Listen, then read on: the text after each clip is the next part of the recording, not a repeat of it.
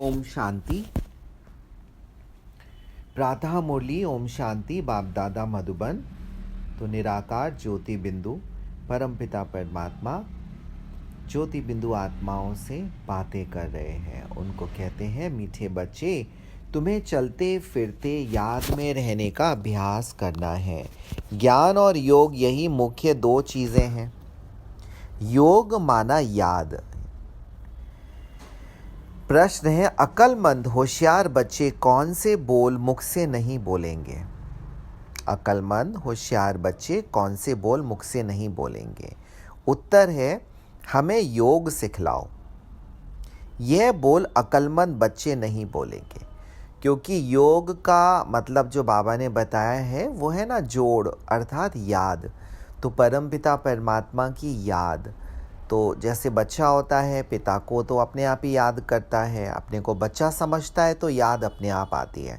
कोई भी काम होगा तो उनसे पूछ के करेगा, कहीं कन्फ्यूजन होगा तो पूछेगा, कोई मुश्किल में होगा तो पूछेगा। तो ऐसे ही जब अपने को आत्मा समझते हैं तो परमात्मा पिता से घड़ी घड़ी का हमारा काम पड़ता है, फिर है ना, उनसे ही हम बात करते हैं। तो जो अक्लमंद बच्चे होते हैं वो ये नहीं बोलेंगे हमें योग सिखलाओ। परम पिता को याद करना सीखना होता है क्या? है ना, बाबा को ये चीज़ बहुत वो लगती है अटपटी, है ना, कि मेरे बच्चे कह रहे हैं कि मैं कैसे पिता को याद करूं। पर क्योंकि पिता शिव बाबा तो हमेशा ही निराकार है, ज्योति बिंदु है, तो उनको ज्योति बिंदु उतना ही नेचुरल है जितना हमको अपने को शरीर समझना नेचुरल हो गया है ना। हमको अपने को ज्योति बिंदु समझना बड़ा मुश्किल लगता है, घड़ी घड़ी भूल जाते हैं ना, देहाभिमान आ जाता है ना। कभी बाबा कहते हैं फलाना पुरुषार्थ करो, मंदिर में समझाओ, है ना, साधु संतों को समझाओ, तो है ना कितना देहाभिमान आता है कि वो क्या बोलेंगे, हमसे नाराज़ हो जाएंगे आदि। क्यों आ रहा है? क्योंकि हम अपने को शरीर समझे हुए हैं। शिव बाबा अपने को नेचुरली ज्योति बिंदु समझते हैं। तो वही बाबा कह रहे कि पिता को क्या याद करना सीखना होता है? ये पाठशाला है पढ़ने पढ़ाने के लिए, ऐसे नहीं याद करने के लिए कोई खास बैठना है। तुम्हें कर्म करते शिव बाबा को याद करने का अभ्यास करना है। कोई भी कर्म करो तो उस समय, जैसे लौकिक बच्चा भी पिता से पूछेगा ना, कैसे बचपन में सीखते हैं, कैसे चलना होता है, कैसे साइकिल चलाएंगे, कैसे है ना खाना खाएंगे, तो लौकिक माता पिता उनको गाइड करते रहते हैं कैसे कैसे क्या करना है।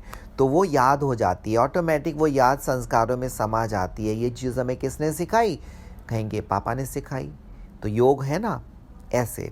तो जो चीज़ हमने जिससे सीखी है वो योग वो बात हमारे अंदर समा जाती है, उसको भूलना मुश्किल होता है ना। अभी भी देखो, कोई सब्जेक्ट का आपने बहुत अच्छा टॉपिक था और किसी टीचर ने अच्छे से समझाया होगा तो अभी भी वो टीचर की याद आएगी कि उन्होंने बहुत अच्छा समझाया था। तो कोई चीज़ हमारे जीवन में किसी की वजह से धारण होती है तो वो व्यक्ति की याद हमारे अंदर समा जाती है। उसको हमें याद नहीं करना पड़ता परंतु हमारे संस्कारों का हिस्सा बन जाती है। तो ऐसी परमात्मा हमें जीवन की हर एक बात की शिक्षा देते हैं और ये नई बातें हैं। तो जब हम वो बातों को जीवन में धारण करते हैं तो ऑटोमेटिक परमात्मा से कनेक्शन व योग व याद जुड़ती चली जाती है। इसलिए बाबा कहते हैं कोई खास बैठ करके कोई तपस्या करने की आवश्यकता नहीं है, पर चलते फिरते हर कर्म करते हुए हमको श्रीमत पर कर्म करना है।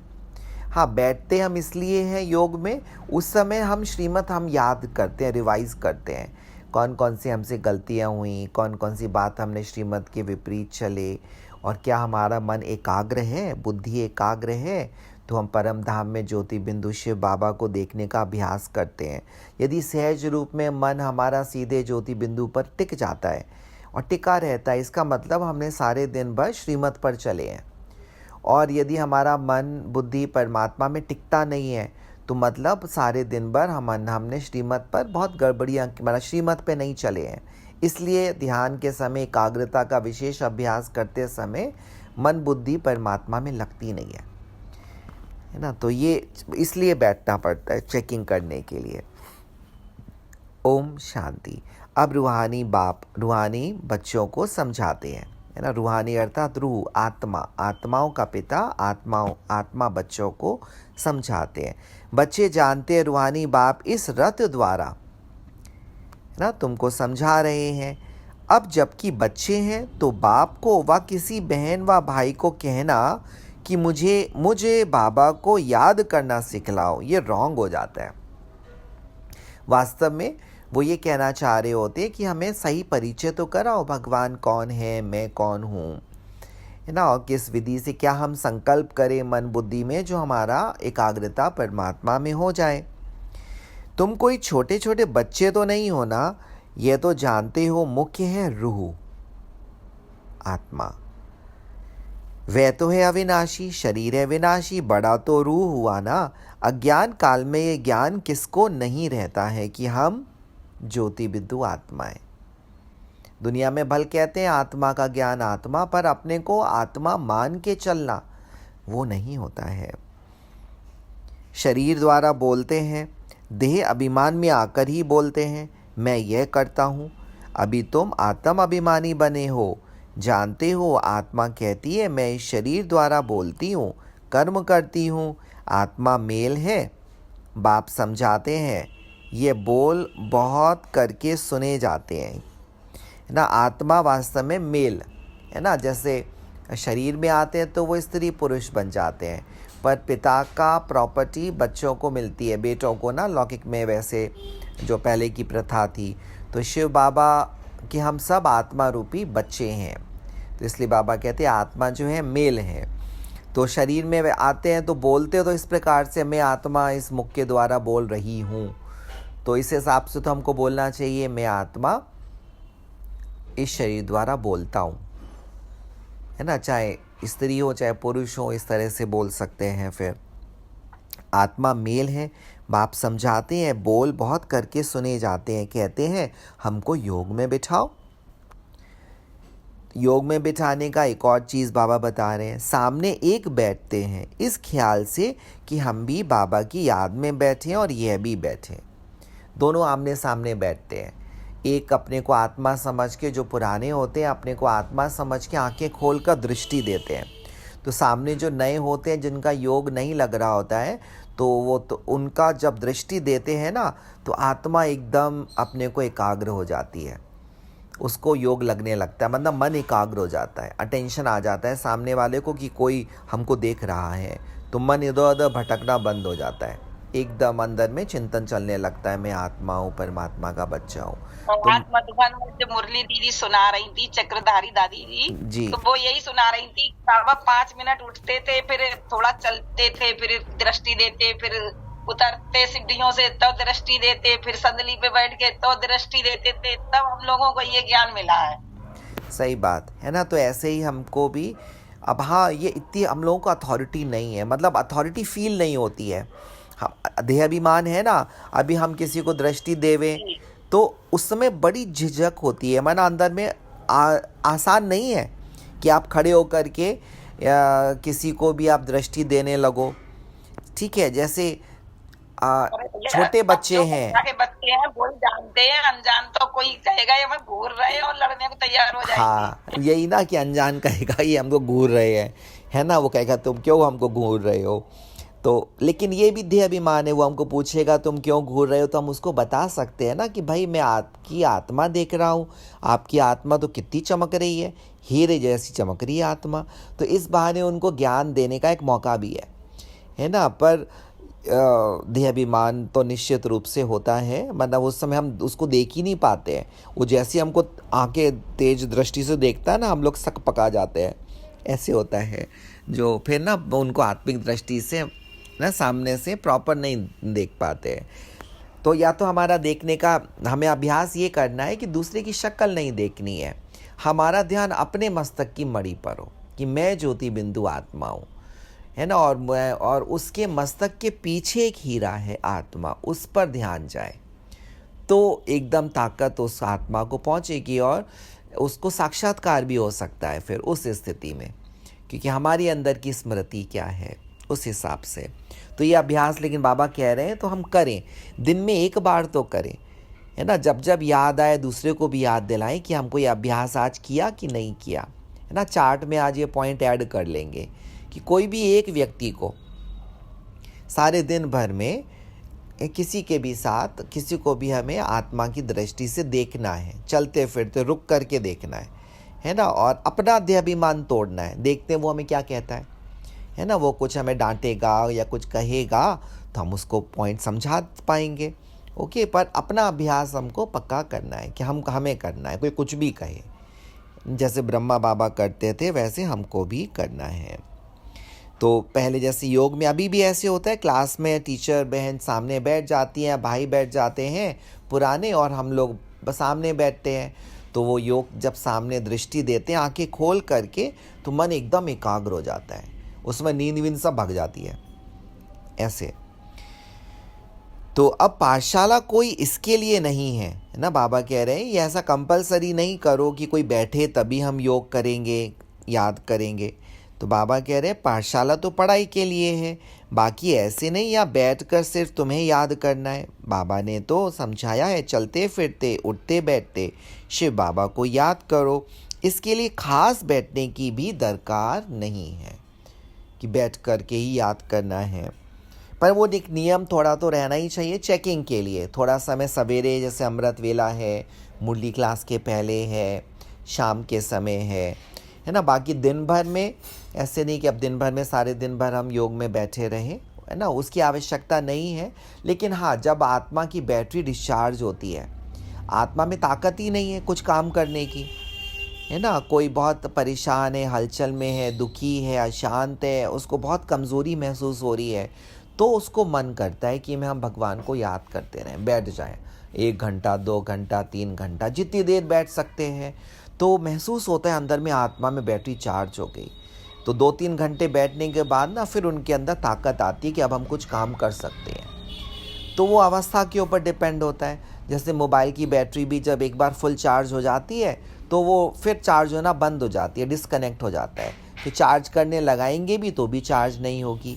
ऐसे हम आत्माओं के साथ भी होता है कि योग करने बैठते हैं तो जब डिस्चार्ज होता है तब तो काफ़ी मन लगता है, योग करने में बड़ा अच्छा लगता है, बड़ा आनंद आता है। लेकिन जब एकदम बैटरी जब चार्ज हो जाती है, फिर कोई कहे कि अभी बैठ के योग लगा लो, है ना, बाबा को याद कर लो, तो बिल्कुल मन नहीं करता, लगता उठ के भागो, ये सेवा करनी है, ये कार्य करना है, ये अधूरा पड़ा हुआ है कार्य। तो ऐसे होता है। तो आत्मा की बैटरी चार्ज है तो ज़्यादा बैठने की आवश्यकता नहीं है। जैसे कोई कहते हैं राम राम कहो, क्या बिगर राम राम कहे याद नहीं कर सकते हैं? याद तो चलते फिरते कर सकते हैं। तुमको तो कर्म करते शिव बाबा को याद करना है। आशिक माशूक कोई खास बैठ कर 1-2 को याद नहीं करते हैं, है ना, कि बैठ कर के कोई याद करे। काम काज धंधा आदि सब करना है, सब कुछ करते अपने माशूक, है ना, परमपिता परमात्मा को याद करते रहो। ऐसे नहीं कि उनको याद करने के लिए खास कहाँ जाकर बैठना है। तुम बच्चे गीत व कविताएं आदि सुनाते हो तो बाबा कह देते हैं ये भक्ति मार्ग के हैं ना, बाबा ज़्यादा प्रमोट नहीं करते हैं गीत कविताएं आदि। बाबा कहते हैं पढ़ाई है, पढ़ाई में कोई गीत कविता आदि नहीं गाई जाती है। कहते भी हैं शांति देवा, सो तो परमात्मा को ही याद करते हैं, ना कि श्री कृष्ण को। ड्रामा अनुसार आत्मा अशांत हो पड़ी है तो परमपिता परमात्मा को पुकारती है, क्योंकि शांति सुख ज्ञान का सागर वह है। ज्ञान और योग मुख्य 2 चीज़ें हैं। योग माना याद, उन्हों का हठ योग बिल्कुल ही अलग है। तुम्हारा है राजयोग, शिव बाबा को सिर्फ याद करना है। शिव बाबा द्वारा तुम बाप को जानने से, है ना, बाबा के द्वारा ही हम बाबा को जानते हैं, इसलिए उनको खुदा कहा जाता है। खुद ही वो आते हैं, खुद का ही परिचय देते हैं, तभी उनको स्वयंभू भी कहा जाता है ना। तो बाबा कहते हैं मैं ही एक मियाँ मिट्ठू हूँ, मुझे अपनी ही प्रशंसा करनी पड़ती है, क्योंकि बाबा की तो कोई और प्रशंसा या अपने उनके बारे में कोई बता ही नहीं पाता है, तो बाबा खुद ही आके अपना परिचय देते हैं। तो उनके द्वारा ही सृष्टि के आदि मध्य अंत का भी ज्ञान मिलता है, वो भी तुम जान गए हो। तुमको सबसे बड़ी खुशी तो ये है कि हमको भगवान पढ़ाते हैं। ये एक संकल्प भी बार बार हम दिन भर में रिपीट करें ना तो खुशी बढ़ती जाएगी। मुझे भगवान पढ़ाते हैं, भगवान मेरा साथी है, भगवान मेरा फ्रेंड है, भगवान पिता रूप में मेरी पालना कर रहे हैं, है ना। भगवान मेरे सतगुरु हैं, मेरे सारे जीवन के पापों को, जन्म जन्मांतर के पापों को ख़त्म करने की उन्होंने जिम्मेवारी उठाई हुई है। हमें बस उनको याद करना है ना। तो एक बहुत बड़ी बात है कि भगवान हमको पढ़ाते हैं। भगवान का भी पहले पूरा परिचय होना चाहिए। वास्तव में ये परिचय के लिए कहते हैं हमको योग सिखाओ। ऐसा तो कभी नहीं जाना जैसे आत्मा स्टार है वैसे भगवान भी स्टार है। वह भी आत्मा है, परंतु उनको परम आत्मा सुप्रीम सोल कहा जाता है। वे कभी पुनर्जन्म तो लेते नहीं हैं। ऐसे नहीं कि वे जन्म मरण में आते हैं, नहीं, पुनर्जन्म नहीं लेते हैं। खुद आकर समझाते हैं मैं कैसे आता हूँ, है ना, कैसे मैं परम धाम से आकर ब्रह्मतन में प्रवेश करता हूँ। त्रिमूर्ति का गायन भी भारत में है। त्रिमूर्ति ब्रह्मा विष्णु शंकर का चित्र भी दिखाते हैं। शिव परमात्मा नमः कहते हैं ना, उस ऊंचते ऊंच बाप को भूल गए हैं।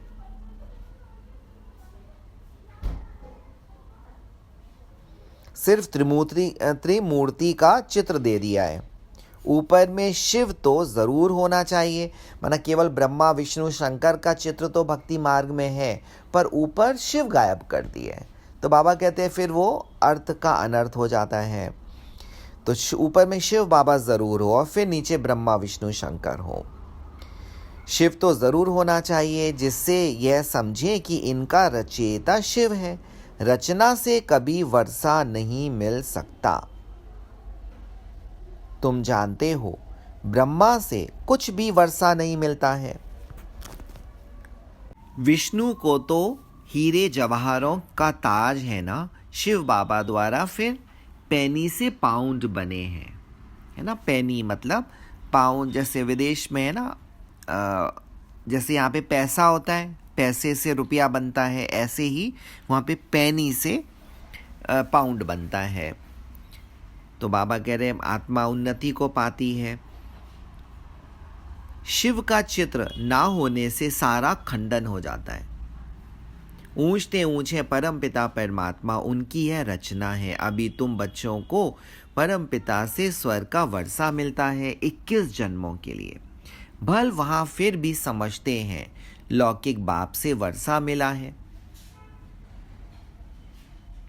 वहां यह पता नहीं कि यह बेहद के बाप से पाई हुई प्रारब्ध है ना। वास्तव में जैसे सत्युग में बाबा बता रहे हैं कि वहां पर ये तो समझेंगे कि मेरे पिता है ना श्री नारायण थे, है ना, और उनका ही मैं वंशज हूँ, तो मुझे जो राजाई मिली है मेरे पिता से मिली है, ऐसे समझेंगे वो, है ना। लेकिन बाबा उसका रहस्य बता रहे, वास्तव में उनसे नहीं मिली है।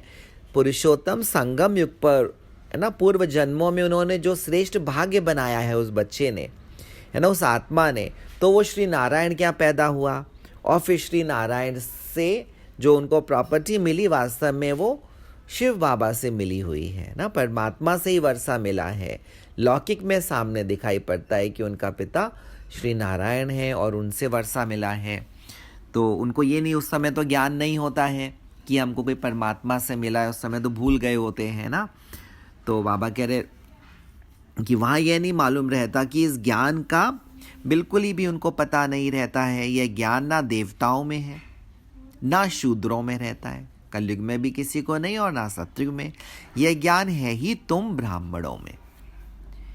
यह है रूहानी ज्ञान। स्पिरिचुअल का अर्थ भी नहीं जानते हैं, डॉक्टर ऑफ फिलॉसफी कह देते हैं स्पिरिचुअल का अर्थ, है ना, PhD बोलते हैं, हाँ, डॉक्टर ऑफ फिलॉसफी। तो और उसमें तो डॉक्टर ऑफ स्पिरिचुअल नॉलेज एक ही परमपिता परमात्मा है। परमपिता को सर्जन भी कहा जाता है ना। साधु सन्यासी आदि कोई सर्जन थोड़े ही हैं। वेद शास्त्र आदि पढ़ने वालों को डॉक्टर थोड़े ही कहेंगे, है ना। उनको भी टाइटल दे देते हैं ना, भल टाइटल तो दे देते हैं ना डॉक्टर उनको, परंतु वास्तव में रूहानी सर्जन है एक बाप परमपिता परमात्मा जो रूहों को इंजेक्शन लगाते हैं। रूहों है ना, रूह जो है, आत्मा के मन में ज्ञान का इंजेक्शन लगाते हैं, जिससे मन की सारी बीमारियां ठीक हो जाती हैं। और मन की बीमारी ठीक होती है तो तन की बीमारी भी ठीक हो जाती है।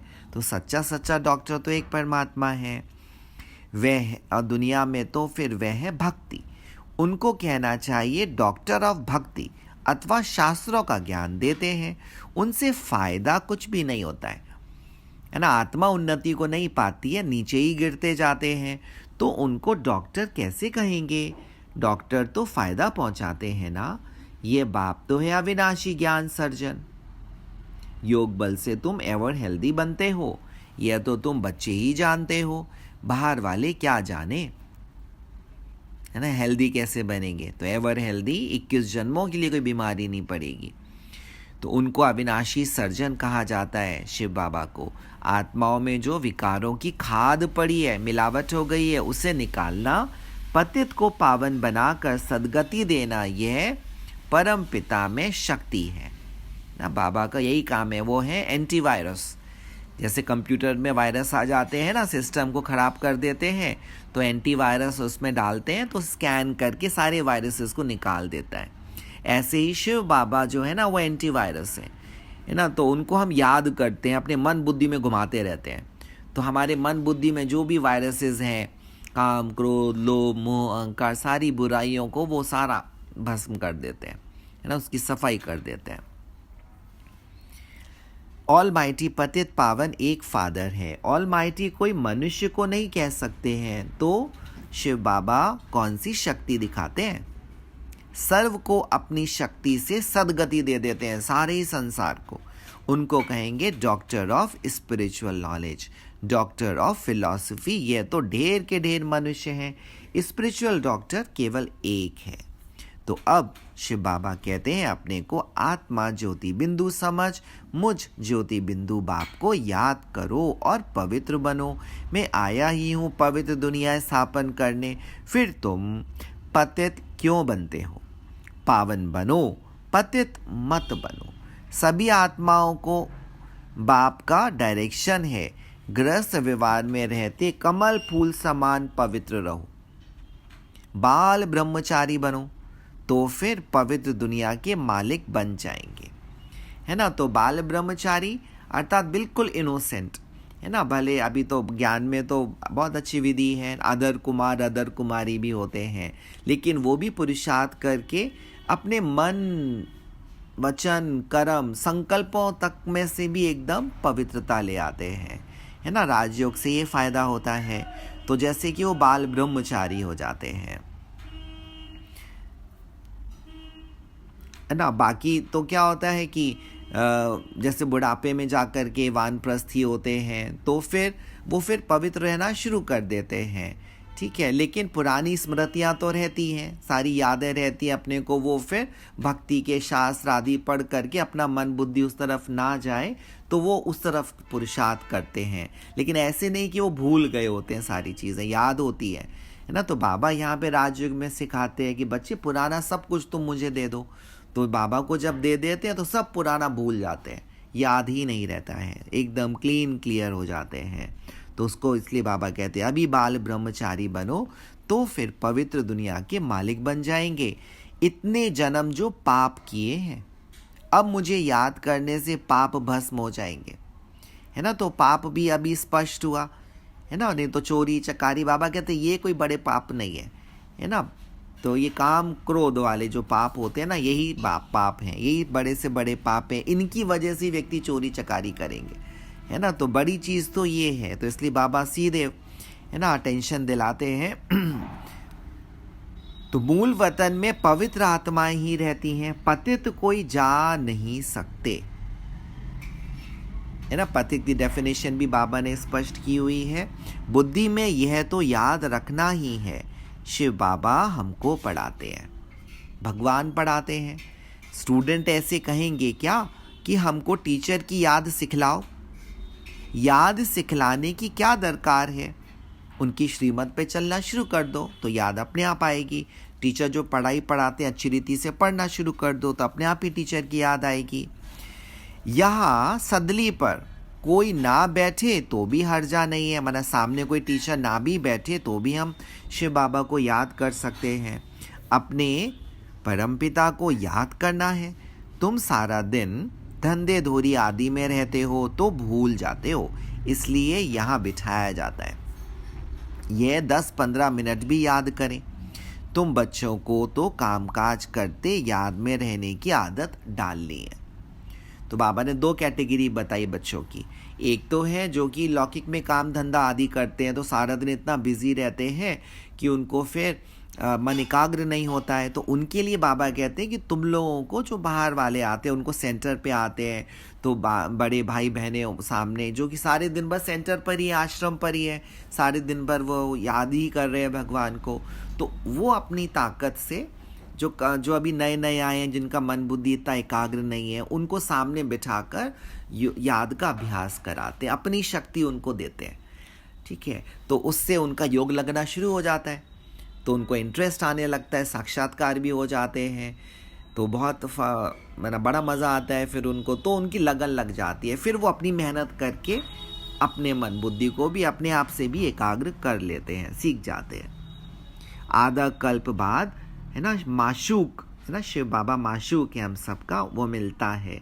अब कहते हैं मुझे याद करो तो तुम्हारी आत्मा से खाद निकल जाएगी, खाद अर्थात मिलावट, और तुम विश्व के मालिक बन जाएंगे। तो क्यों नहीं याद करना चाहिए? कोई ऐसा कारण नहीं है कि हम भगवान को याद ना करें, है ना। तो अभी तो ढेर सारे कारण बताए, पर मुख्य कारण है आत्मा की शुद्धता। जितना मन शुद्ध हो जाएगा, मन चंगा तो कटौती में गंगा। तो मन को चंगा करने का तरीका है परमात्मा की याद, उनकी श्रीमत पर चलना, और उनको अपना सब मन के भीतर जो भी चिंताएं या परेशानियां हैं, पाप हैं, वो सब अर्पण कर देना, तो मन शुद्ध हो जाता है। स्त्री का जब हथियाला बांधते हैं तो उनको कहते हैं पति तुम्हारा गुरु ईश्वर सब कुछ है ना, शादी होती है तब, परंतु वह तो फिर भी मित्र संबंधी गुरु आदि बहुतों को याद करती है।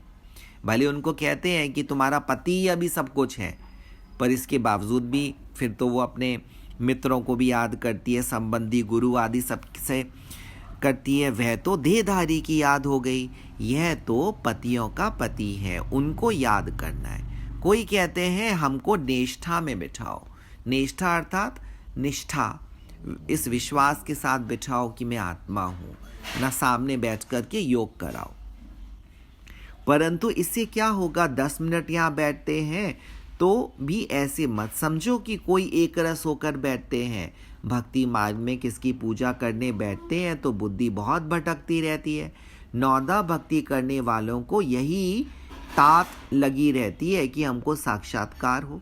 नौदा भक्ति अर्थात जो एकदम रेगुलर भक्ति करते हैं, एक दिन भी बिना मिस किए हुए, वे आश लगाकर बैठे रहते हैं, एक की लगन में लवलीन हो जाते हैं, तब साक्षात्कार होता है। उनको कहा जाता है नौदा भक्ति। वह भक्ति ऐसी है जैसे आशिक माशूक खाते पीते बुद्धि में याद रहती है। उनमें विकार की बात नहीं होती है, शरीर पर प्यार हो जाता है ना, केवल शरीर हम देखते रहें वो होता है ना, कोई उनको छूना पकड़ना ऐसा भाव नहीं होता है, पर ना ये कि बस शरीर, उनके चेहरा बस बुद्धि में घूमता रहे, एक दो को देखने बिगड़ रह नहीं सकते। अब तुम बच्चों को शिव बाबा ने समझाया है, मुझे याद करने से तुम्हारे विकर्म विनाश होंगे। कैसे तुमने 84 जन्म लिए हैं, बीज को याद करने से सारा झाड़ याद आ जाता है। ये वैरायटी धर्मों का झाड़ है ना, यह सिर्फ तुम्हारी बुद्धि में ही है कि भारत गोल्डन एज में था, अब आयरन एज में है। ये अंग्रेजी अक्षर अच्छे हैं, है ना, गोल्डन एज, आयरन एज, इनका अर्थ अच्छा निकलता है। आत्मा सच्चा सोना होती है, फिर उसमें मिलावट पड़ती है, अभी बिल्कुल झूठी हो गई है आत्मा, इसको कहा जाता है आयरन एजेड। आत्मा आयरन एजेड होने से जेवर भी ऐसा ही हो गया है। जेवर अर्थात शरीर है ना, आत्मा का जेवर है शरीर। तो आत्मा शुद्ध होती है तो शरीर भी शुद्ध रहता है, बीमारी नहीं होती, और आत्मा में बीमारियां आ गई हैं, अशुद्ध हो गई है तो शरीर भी बीमार होता रहता है। तो शिव बाबा कहते हैं, मैं पतित पावन हूँ, मामे कम याद करो। तुम मुझे बुलाते हो कि हे पतित पावन आओ, मैं कल्प कल्प आकर तुमको ये युक्ति बतलाता हूँ। मन मना भव मध्याजी भव, कि मन को मेरे में लगा दो, मन मुझे अर्पण कर दो, एक एक संकल्प, एक एक फीलिंग सब मुझे अर्पण कर दो। और मध्याजी भव, ब्रह्मा विष्णु शंकर, इन तीनों में जो मध्य में है श्री विष्णु, इनके समान बन जाओ, है ना। ये जीवन का लक्ष्य है। तो मन को परमात्मा में लगाने से विष्णु के समान बन जाते हैं, अर्थात स्वर्ग के मालिक बनो। कोई कहते हैं हमको योग में बहुत मज़ा आता है, ज्ञान में इतना मज़ा नहीं आता है ना। योग में आकर के बैठते हैं तो आत्मा की बैटरी चार्ज होती है ना। मुरली सुनने में उनका इतना मज़ा नहीं आता है ना। तो ऐसे भी होता है, ठीक है, लेकिन वो थोड़े समय के लिए होता है ना। शुरू में आएंगे ना, आत्मा में ताकत नहीं है तो योग ही करेंगे आकर के, लेकिन साल 6 महीना करेंगे, उसके बाद फिर उनको बोरियत होने लगेगी, है ना। उसके लिए ज्ञान चाहिए, जीवन में आगे बढ़ने के लिए ज्ञान चाहिए, है ना। बिना ज्ञान के हम आगे नहीं बढ़ सकते हैं, है ना। बैटरी चार्ज हो जाएगी पर फ़ोन वही का वही रहेगा। फ़ोन का अपग्रेडेड मॉडल चाहिए तो पढ़ाई पढ़नी पड़ेगी ना, नए नए सॉफ्टवेयर इंस्टॉल करने पड़ेंगे। तो पढ़ाई है, नया सॉफ्टवेयर अपग्रेड होते हैं, ठीक है। और फिर बैटरी तो चार्ज करनी होती है, योग से तो बैटरी चार्ज होगी बस। तो इसलिए ज्ञान भी बहुत ज़रूरी है। तो है ना, जिनको योग पसंद है बस वो योग करके भागेंगे, योग ही अच्छा लगता है। कहते हैं हमको तो बस शांति चाहिए। अच्छा, शिव बाबा को तो कहाँ भी बैठ याद करो, याद करते करते तुम शांति धाम में चले जाएंगे। इसमें योग सिखलाने की बात ही नहीं है। शिव बाबा को याद करना है, ऐसे बहुत हैं जो सेंटर्स पर जाकर आधा पौना घंटा बैठते हैं, कहते हैं हमको निष्ठा कराओ, या तो कहेंगे बाबा ने प्रोग्राम दिया है निष्ठा का, है ना, कि हमको बिठाओ सामने योग कराओ। अभी तो कम हो गया है, इतना लोग ऐसा कहते नहीं है, पर पहले ऐसे ज़रूर होता था, है ना। मुरली भी जो कहते थे कि खुद नहीं पढ़ते थे सेंटर पे जाके कि बहन जी आप सुनाओ मुरली, और फ़र्क तो पड़ता है। खैर, बहन जी मुरली सुनाए सेंटर पे तो बड़ा मन धारणा होती है, खुशी होती है, आनंद आता है, मन के संकल्पों का उत्तर मिलता है। खुद ही खुद पढ़ के आ जाओ तो वो आनंद नहीं, फिर लगता है घर पर ही पढ़ लो, खुद ही पढ़ लो, तो फ़र्क पड़ता है। सामने सुनाने वाला टीचर जब सुनाता है तो एक अलग ही बात होती है। ऐसे योग में भी होता है, सामने जब कोई योग कराता है तो लगन होती है ना। सेंटर पे भी जब दीदियाँ सामने पहले से बैठ जाती है ना, तो योग में आना, जल्दी आने में भी मन करता है ना। ऐसे होता है। पहले मधुबन में या कहीं भी सब सेंटर्स पे 6:30 बजे से दीदियाँ सेंटर्स पे ना बैठ जाते हैं, तो स्टूडेंट्स की संख्या ज़्यादा आती है ना। सबको खींच होती है कि बहन जी सेंटर बैठ गई है, योग करा रही है, चलो सेंटर, है ना। तो वो सेंटर उन्नति तरक्की को पाता रहता है। तो बहुत ज़रूरी है ना, सेंटर पर मुरली के पहले योग कोई कराने बैठे सामने। मधुबन में देखो सब बैठते हैं सामने, तो लोग बस खींचे चले आते हैं, है ना। ताकत, क्योंकि परमात्मा के वो माध्यम बन जाते हैं। भगवान उन आत्माओं के द्वारा सामने बैठे हुए आत्माओं को बहुत शक्तियाँ देते हैं, ठीक है। तो इसलिए वो थोड़ा देर तो हमको बैठना ही चाहिए, पर ऐसी भी आदत नहीं डालें कि जब भी हमें अब योग करना है तो कोई बैठे ही सामने। तो बाबा उसके लिए हमको इशारा दे रहे हैं। यहाँ बाबा कहते चलते फिरते याद में रहो ना, से तो बैठना अच्छा है, कि ना चलते फिरते भी याद नहीं हो रही है तो इसलिए कह रहे हैं बाबा चलो थोड़ी देर बैठो। बाबा मना नहीं करते हैं, भल सारी रात बैठो, परंतु ऐसी आदत थोड़ी ही डालनी है कि बस रात को ही याद करना है। आदत यह डालनी है कि काम काज करते भी हमको शिव बाबा की याद रहे। इसमें बड़ी मेहनत, बुद्धि घड़ी घड़ी और तरफ भाग जाती है। भक्ति मार्ग में भी बुद्धि भाग जाती है, फिर अपने को चुटकी काटते हैं, नोचते हैं कहाँ गई बुद्धि। तो अब इसमें बाबा कहते हैं ज्ञान मार्ग में कि बच्चे चुटकी मत काटो, कॉपी में लिख लो कहाँ गई बुद्धि, है ना। कॉपी पेन साथ में लेके बैठो, हमेशा जब भी योग में बैठो, जहाँ जहाँ बुद्धि जा रही है ना लिखते जाओ, है ना। तो वो बहुत ज़रूरी है। तो उससे क्या होगा, मन क्लियर होता जाएगा, बुद्धि भी क्लीन होती जाती है। सच्चे भक्त जो होते हैं उनकी बात करते हैं, तो यहाँ भी अपने साथ ऐसी ऐसी बातें करनी चाहिए। बाबा को क्यों नहीं याद किया, है ना। अपने आप से ही बात करो, मन से बात करो। मन तुम्हारा बाबा को याद करने में क्यों नहीं मन लगता है? तुम्हें किस बात में मन लगता है? तो मन कहेगा नहीं, मुझे तो घूमने फिरने में लगता है, ये खाने पीने में लगता है ना। मुझे तो शिव बाबा के बजाय तो श्री कृष्ण को देखने में मन अच्छा लगता है, उनकी मूर्तियाँ हम देखें कितनी सुंदर सुंदर होती हैं।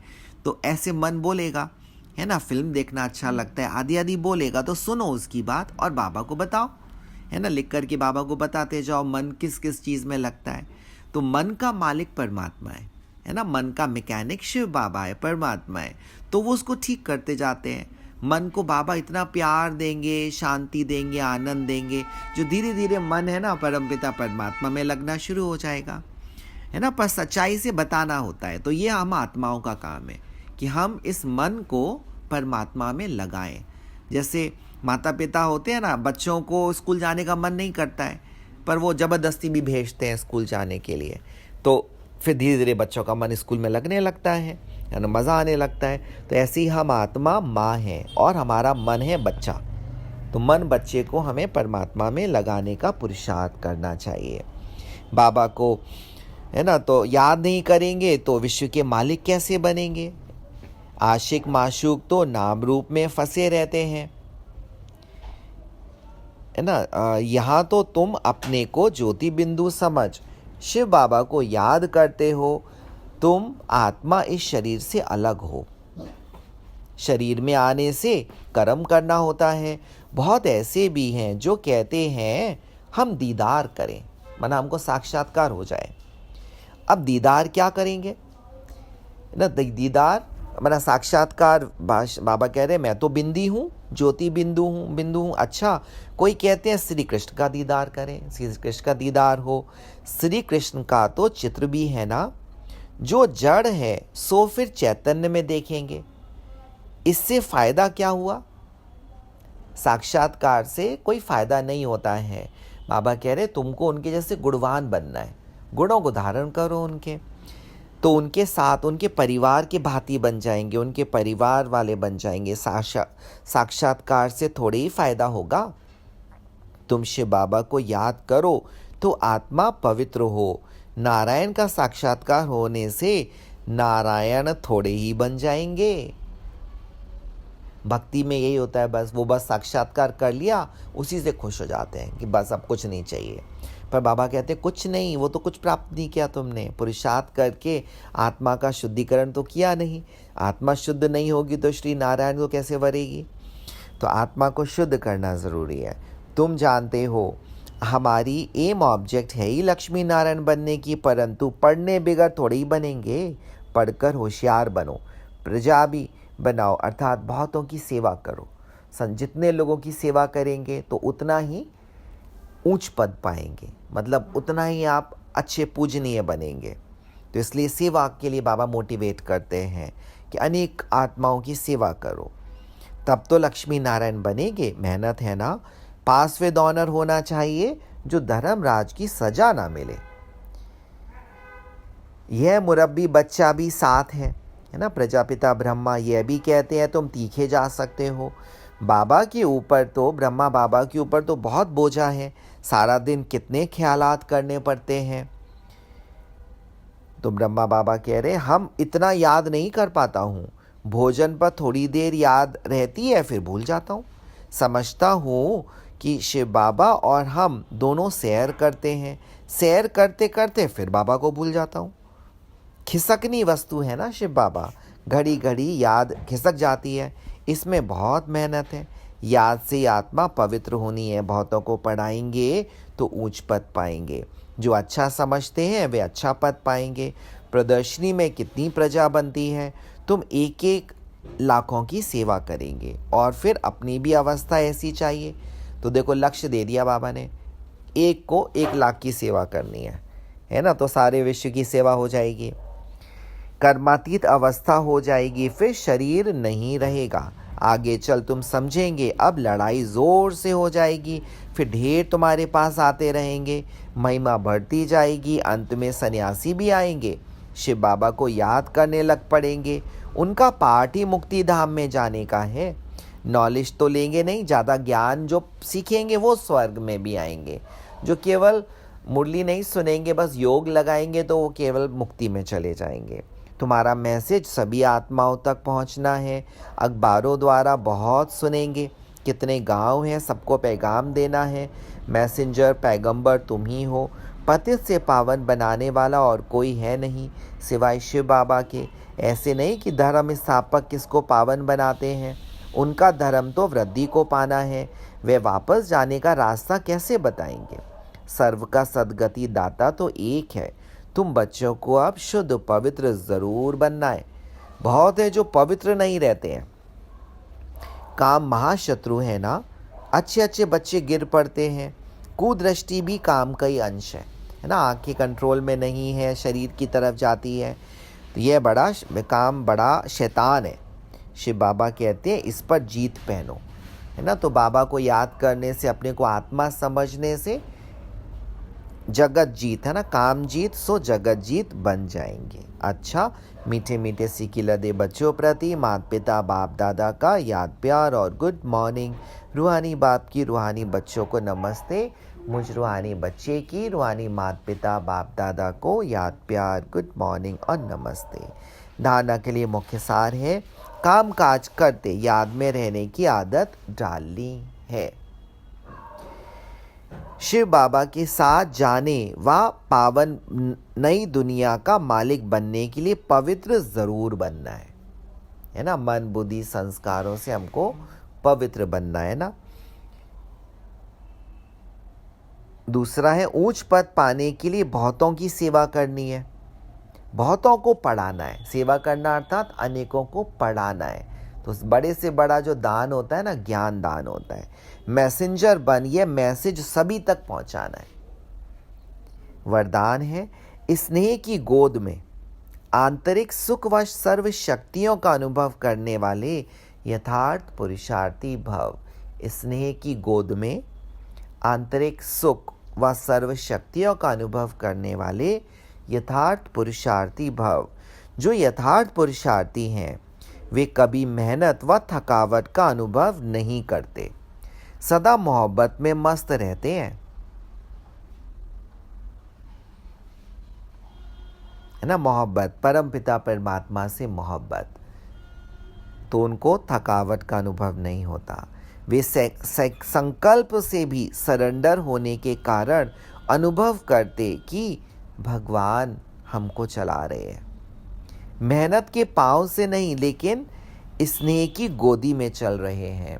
स्नेह की गोद में सर्व प्राप्तियों की अनुभूति होने के कारण वे चलते नहीं, लेकिन सदा खुशी में, आंतरिक सुख में, सर्व शक्तियों के अनुभव में उड़ते रहते हैं, है ना। तो मुख्य परमात्मा की याद जो भी है, सारे दिन भर जो भी पुरुषार्थ किया, अच्छा बुरा जो भी हमारे साथ हुआ, बाबा कहते सब मुझे अर्पण कर दो, तो उससे सारी थकावट मिट जाएगी, है ना। सबसे ज़्यादा थकावट जो होती है ना, मन की होती है।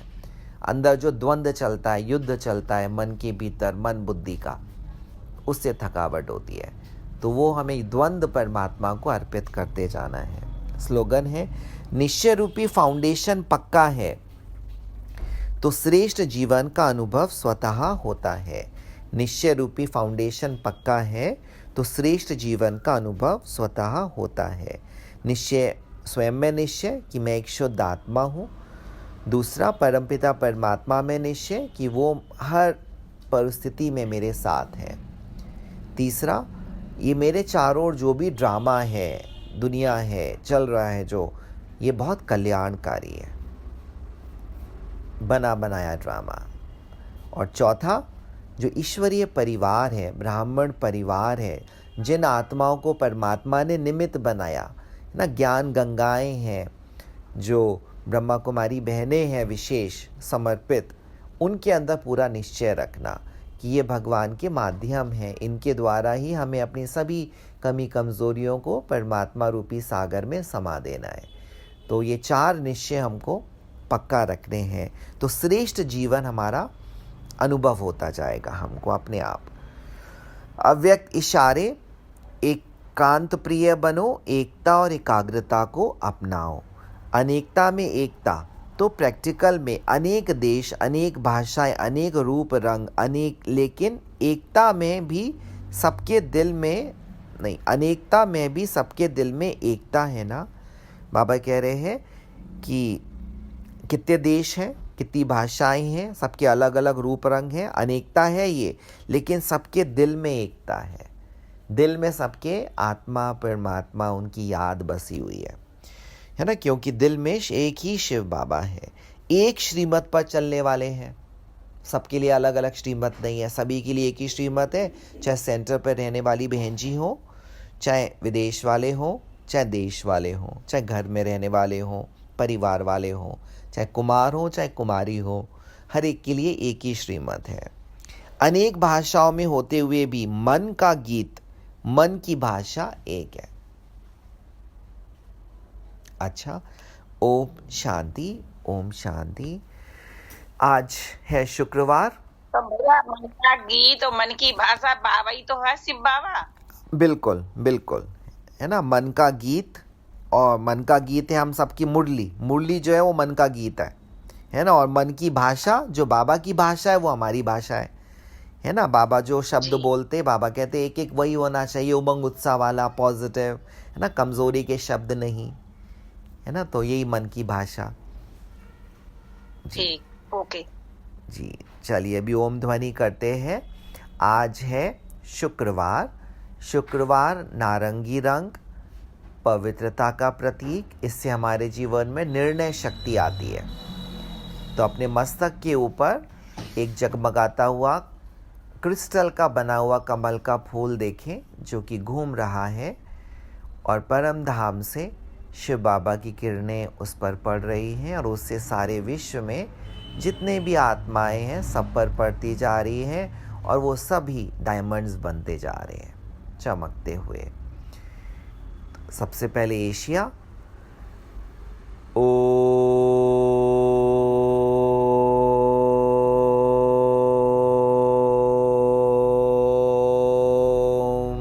शांति।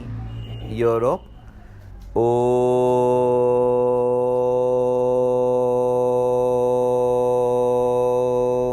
शांति। अफ्रीका। ओम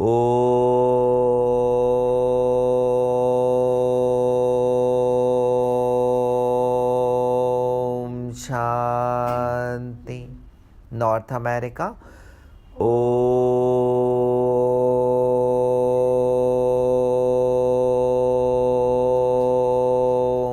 शांति। South America.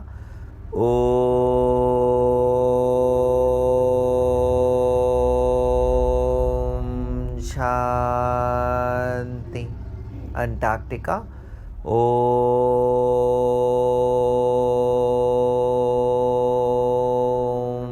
शांति। ऑस्ट्रेलिया। ओम